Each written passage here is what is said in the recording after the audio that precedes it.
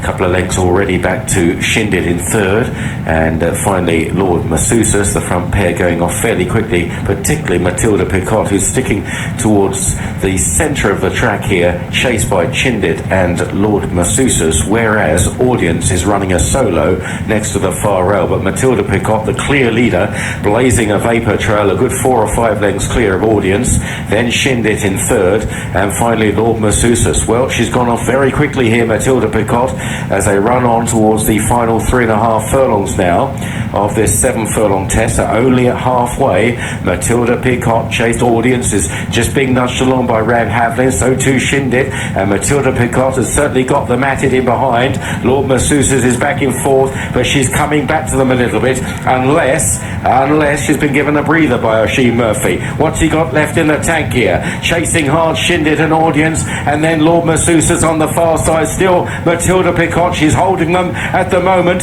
Shindit's still got 2.5 lengths to make up Audience. Lord Masusus is the one that's staying on the far side. It's Matilda Picotte up towards the line. She's just on vapours now, inside the final 50. Matilda Picotte, what a starry performance from the front. Matilda Picotte blazed the trail all the way. Lord Masusus second, Audience third, Shindit in fourth. The characterful Matilda Picotte wins the Group 2 Challenge Stakes for Kieran Cotter and Oisin Murphy. She's pretty much made all. Blazed the trail down the centre of the track, seen it out nicely to defeat Lord Masusus. Gary Carroll on board. In third was Audience, who was the other one who led and raced alone over towards that far side rail. And Shindit's a bit disappointing, fourth of 4 here. 2-1, second favourite. Matilda Picotte is returned. She's had a fine season. This time last year, I wasn't sure that she was going to be able to cut it. I thought that she just might be fast and early, but she's not. She's just very fast. Yeah, she's very fast and talented, isn't she? Obviously, this is the way to rider. We've always known that anywhere that she's best just let rip and allow her to use herself, use her enthusiasm and her pace, really, through the first half of her race. And she got them out of their comfort zone, all of her rivals, really. And Audience couldn't even take her on. He tried to for probably half a furlong. And then quickly Rab Havlin accepted matters. I know he was away from her a little bit, but he didn't want to go quite as fast as Oisin Murphy was willing and able to go on Matilda Picotte through to halfway, and she had them in trouble, took them out of their comfort zone, and was too fast and too good.